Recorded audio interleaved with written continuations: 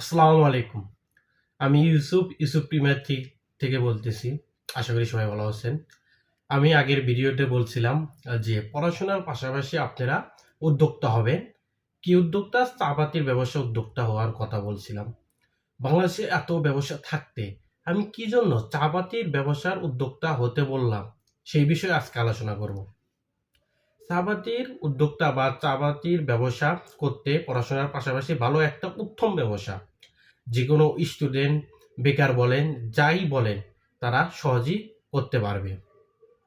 চা-পাতির ব্যবসাটা মূলত শুরু করতে আপনার ১ নাম্বার যেটা সবচেয়ে কার্যকারী বিষয় হলো যে চা-পাতির ব্যবসা শুরু করতে আপনার চালান কম লাগে বা পুঁজি কম লাগে।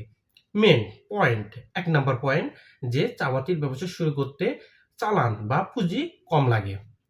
অনেকের পুঁজি ৫,০০০, ১০,০০০, ২,০০০, ৩,০০০ এমন থাকে। তারা বেকার না বসে থেকে চা-পাতির ব্যবসা অল্প পুঁজিতে শুরু করতে পারে। ১ নম্বর পয়েন্ট। ২ নম্বর পয়েন্ট, আপনি যখন চা-পাতির ব্যবসা শুরু করবেন, তখন আপনার মেধা মেধা এবং পরিশ্রম দুটোই লাগবে। আর এই ২ টা যখন আপনি প্রয়োগ করবেন মাঠে, চা-পাতির ব্যবসা শুরু করলে আপনার দোকানে, দোকানে যেয়ে মার্কেটিং করতে হবে। মার্কেটিং করলেই তো আপনার প্রোডাক্ট দোকানদাররা দেখবে, চিনবে, ইউজ করবে।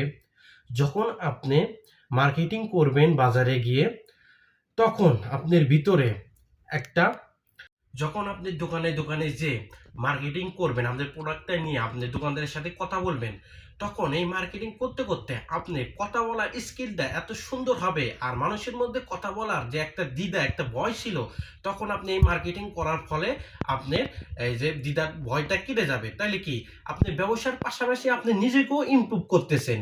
সেজন্য আমি বলতেছি যে আপনারা বেকার না বসে থেকে পড়াশোনার পাশাপাশি চা পাতার ব্যবসা শুরু করেন বা উদ্যোক্তা হন।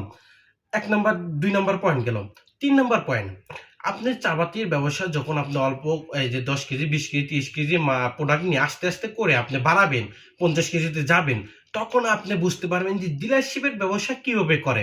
ডিলারশিপের ব্যবসা করতে আপনার কি, কি লাগবে বা কেমন কাজ করতে হবে, পরিশ্রম দিতে হবে। ৩ নাম্বার পয়েন্ট। ৪ নাম্বার পয়েন্ট, আপনার ভিতরে মার্কেটিং করার এমন একটা স্কিল হবে যখন আপনি পড়াশোনা শেষ করবেন, গ্র্যাজুয়েশন শেষ করবেন, কিন্তু আপনি ব্যবসাটা উন্নত করতে পারেন নাই, তখন আপনি যে কোনো মার্কেটিং অফিসার, ম্যানেজার হিসেবে, এরিয়া ম্যানেজার হিসেবে মার্কেটিং পদে আপনি জয়েন করতে পারবেন।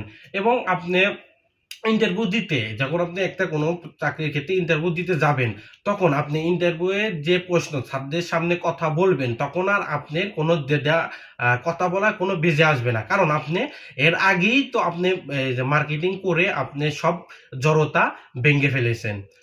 চা-পাতির ব্যবসাটা এমন একটা ব্যবসা, এটাই মেন কথা হলো আপনার পুঁজি কমটা লাগে, এটাই হলো সবচেয়ে বেনিফিট পয়েন্টটা। এটা অল্প পুঁজিতেই ব্যবসাটা করা যায়। সেজন্য আমি আগের ভিডিওতে আমি বলেছি যে আপনি পড়াশোনার পাশাপাশি আপনি চা-পাতি ব্যবসার উদ্যোক্তা হতে পারেন। এটা বেস্ট পয়েন্ট।